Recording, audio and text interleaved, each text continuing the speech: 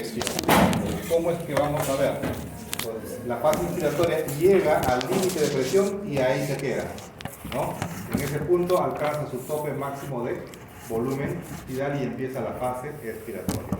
Es bastante sencillo. Fase inspiratoria no pasa del límite de presión.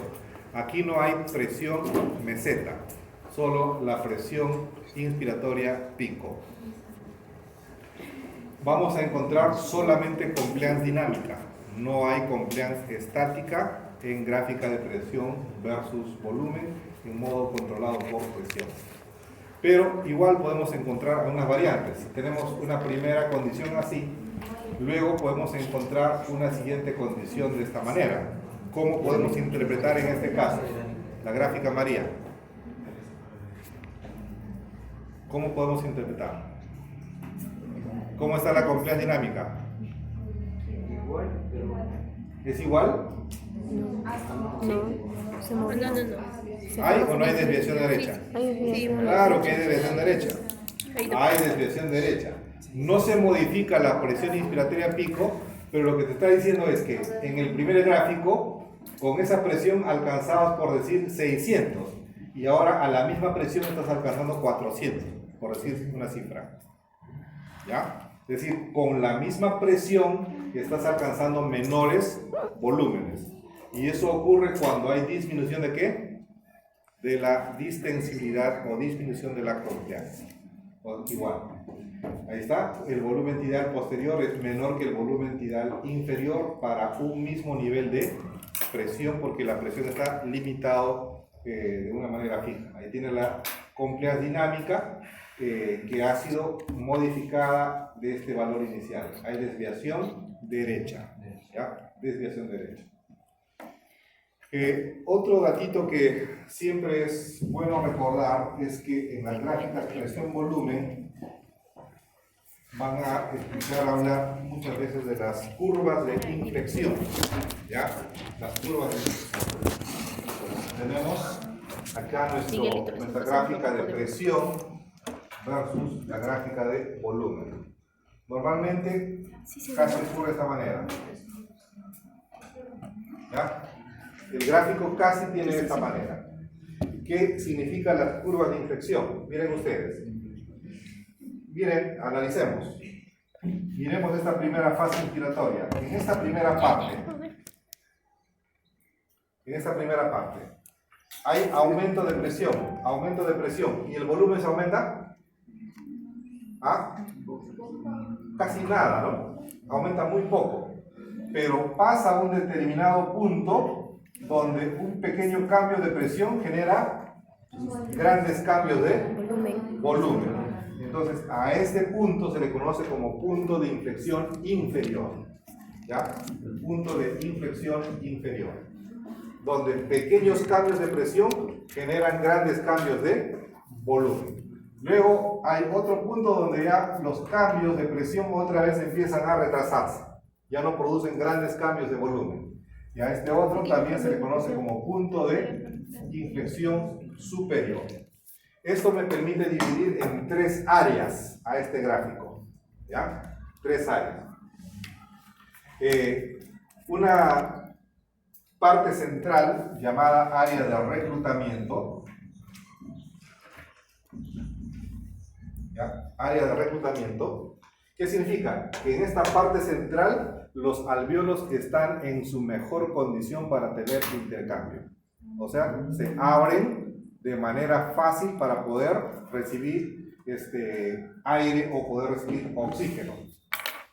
Pero por encima del punto de inflexión superior, los cambios que ocurren pueden producir distensión. Entonces, esta es la zona de distensión. La zona de ¿qué significa? Que por encima de este punto el riesgo de ruptura alveolar ya es alta. O la zona de sobredistensión, si ustedes quieren llamarla. Sobredistensión. Y por debajo de esto, el alveolo quiere estar colapsado. Zona de atelectasia. Zona de atelectasia. Entonces, estos dos puntos me permiten identificar 3 áreas.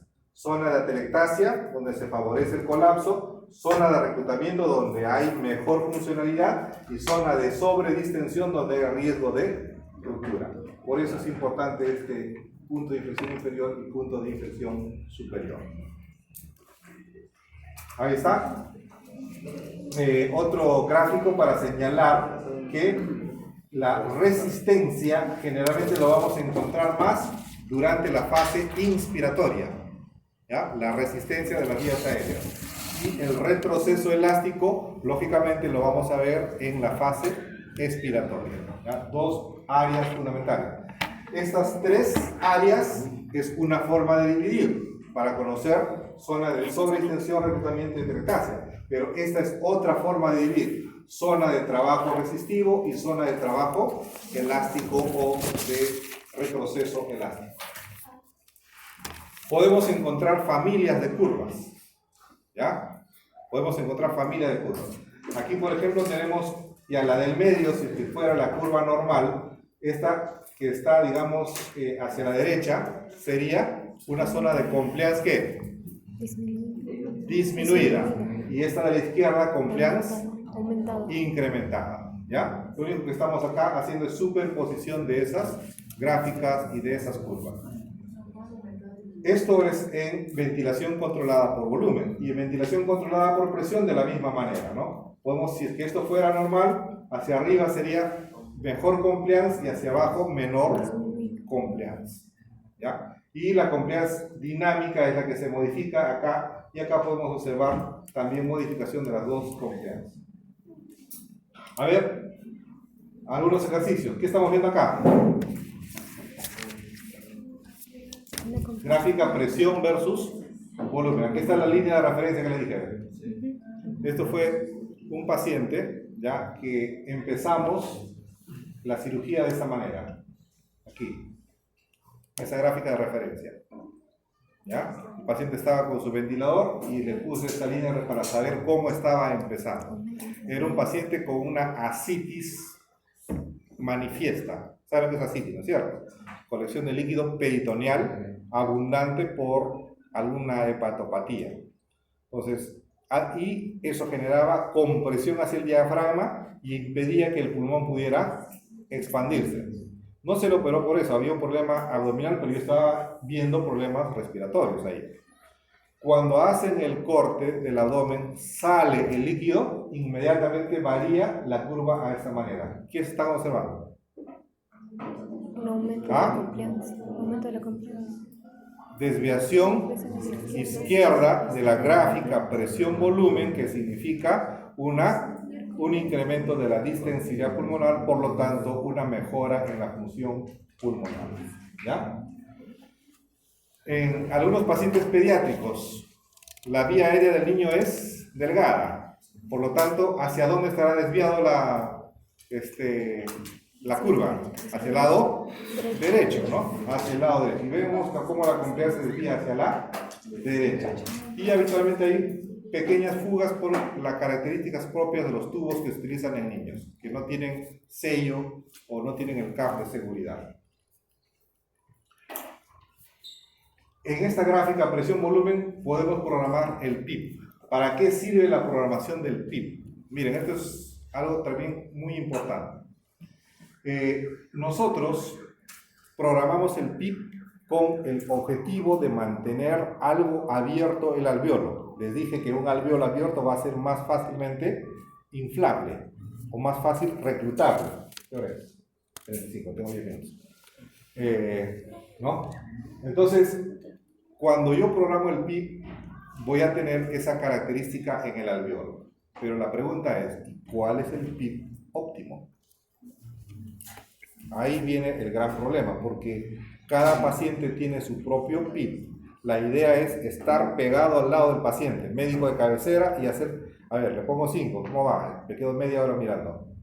Lo subo a 7, 8, voy mirando y voy viendo en qué situación responde mejor. Entonces acá tengo 3 diferentes situaciones. Empiezo con un PIP de 5, ¿ya? ¿Cómo está de compliance? 30, ajá, digo, a ver, voy a ver si mejoro. Un par de horas después, le subo un poco, PIB de 8, ¿Cuánto está de compliance? 41. Ah, me alegro porque ha mejorado su compliance con este PIB. Amplía mejor, mejora su distensibilidad. Pero de repente con 10 o 12 mejora mucho más. Le pongo PIB de 12. ¿Qué pasa? Compliance 23. Entonces, esto no se hace pues en 3 cambios en menos de 5 minutos. A veces hay que quedarse todo el día buscando el mejor PIB. Ventilación mecánica es estar al lado del paciente, es titular todos los temas que nosotros estamos viendo. Gráfica de flujo, ¿ya? Gráfica de flujo, lo que decía, estaba pendiente para poder integrar. Ahí tenemos gráfica abierta, flujo versus tiempo. Fase inspiratoria, fase expiratoria. De acuerdo a la imagen que presenta la fase inspiratoria, puedo tener diferentes ondas de flujo o diferentes gráficas de flujo. Voy a tener flujo de onda cuadrada cuando la fase inspiratoria es cuadrada. Voy a tener flujo de onda desacelerada cuando hay esta rampa descendente. Voy a tener flujo de onda acelerada cuando hay rampa ascendente. Y voy a tener flujo sinusoidal cuando hay esta característica. Entonces, el tipo de gráfica que observo en la fase inspiratoria me va a dar el tipo de curva de flujo que yo estoy programando. 4 tipos básicos. Entonces acá tengo fase inspiratoria, inspiratoria y expiratoria en una ventilación espontánea, ¿ya? En una gráfica de ventilación mecánica voy a programar en modo controlado por volumen, ¿ya? Y en modo controlado por volumen o por presión voy a encontrar también estas dos fases. Aquí veo una onda de tipo cuadrado. En buena cuenta, ¿qué cosa viene a ser la curva de flujo? Es la representación de la dirección del movimiento. Aquí está de entrada y voy a ver en la fase inspiratoria. Esta es una gráfica sinusoidal, ¿ya? Espontánea. Llega hasta la línea de referencia y en la expiración, que va a ser de salida, entonces simplemente se modifica la dirección de la curva y llega a completarse la fase expiratoria. Fase inspiratoria, fase expiratoria. ¿Qué elementos tengo en la gráfica de flujo? Casi los mismos elementos que estamos repitiendo. Tiene su tiempo inspirado, su tiempo también expirado. Por otro lado, voy a observar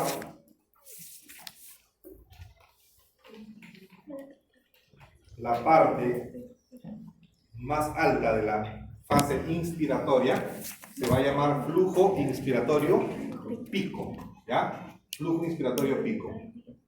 Y este será el flujo expiratorio pico.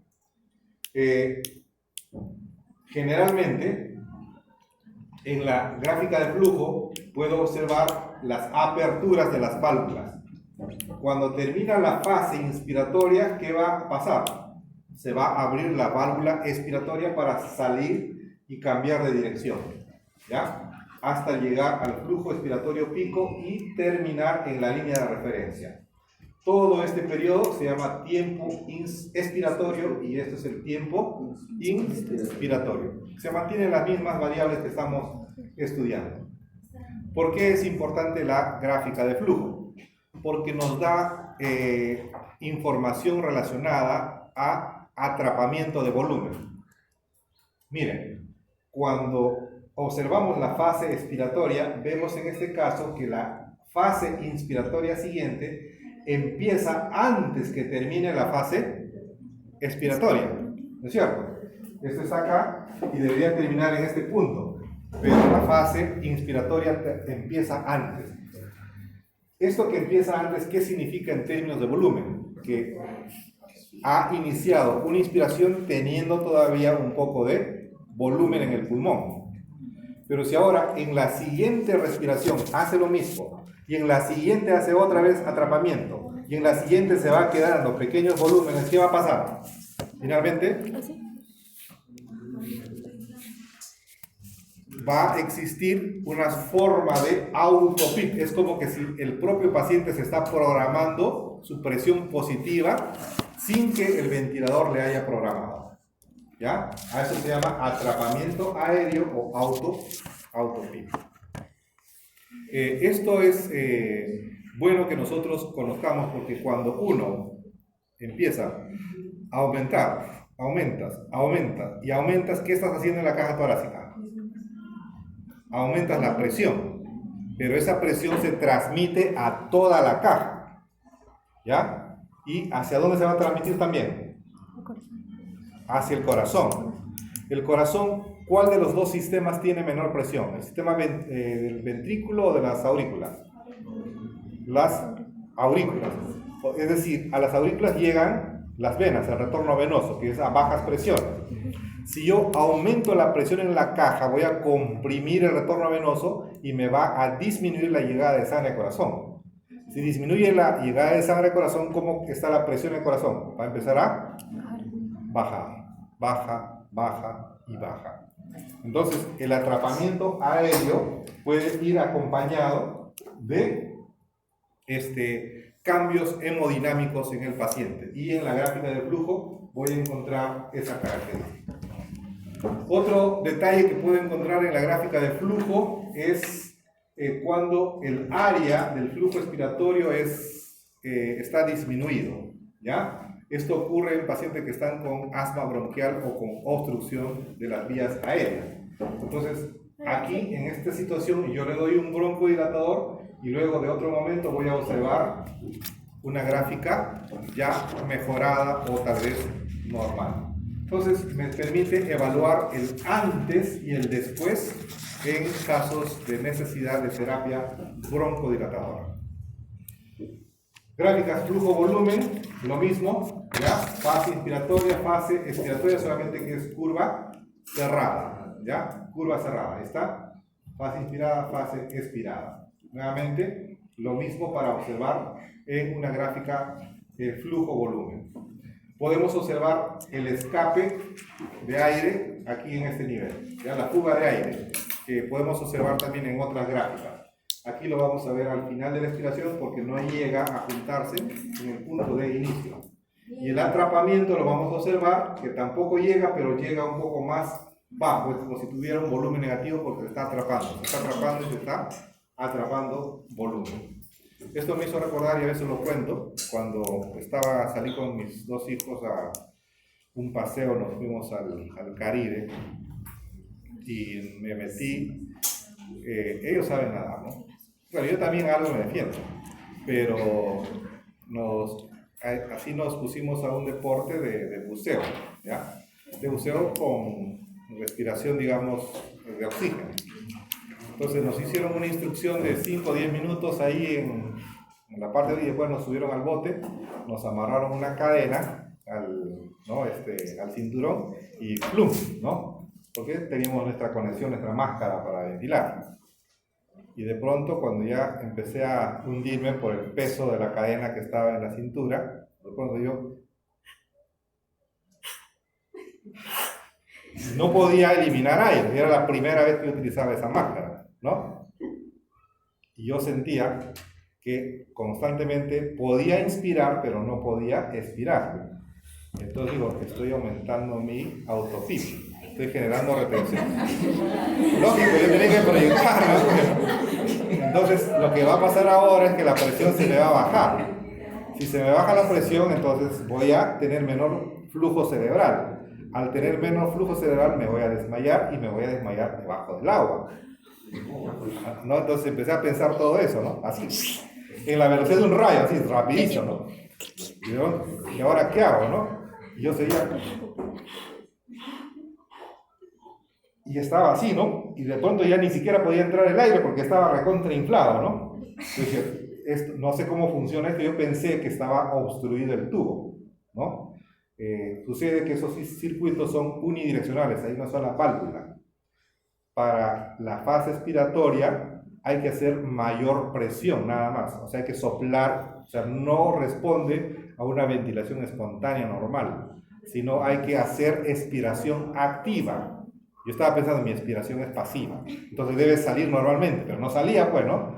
Porque en ese sistema tiene que ser expiración activa. Entonces ya, por un rato de desesperación hice, y recién se abrió, me desinflé, ¿no? En ese instante, y le digo al guía que estaba allá, yo me subo, ¿no? Me subo, porque ya no quería experimentar un nuevo ciclo de autopista. Así que ya lo dejé, que ellos quieran, y yo me retiré, pero entendí en la vida real lo que significa un autopista. Ahí nos quedamos.